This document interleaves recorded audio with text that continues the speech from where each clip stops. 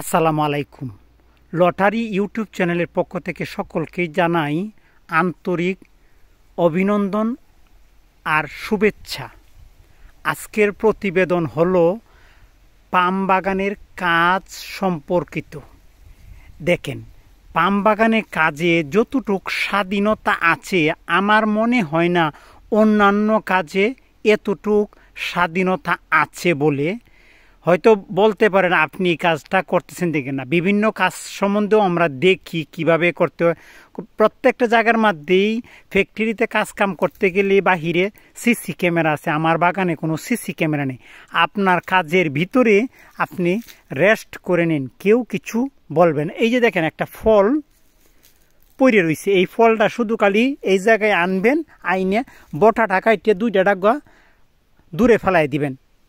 এই গাছের কাজ শেষ হয়ে গেছে গা। তারপরে যখন ওই জায়গায় দেখেন একটা ফল ফুটে রয়েছে, ওই ফলটা টান দিয়ে এদিকে আনবেন, বটাটা কাটবেন, ডাকটা ওইদিকে ফেলাই দিবেন, কাজ ওইটাও শেষ।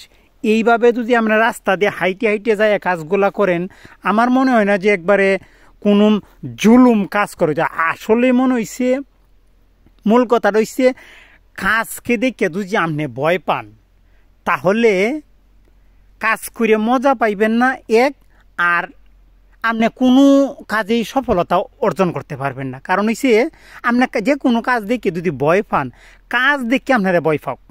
মানুষে করতেছেন এই কাজটা যদি মানুষে করতে পারে তা আমি পারবো না কেন?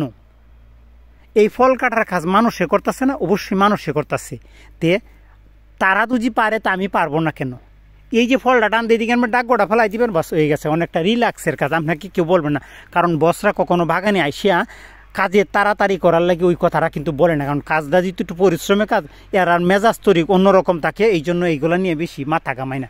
তা আজকে আমি এইগুলা নিয়েই একটু আলোচনা করলাম।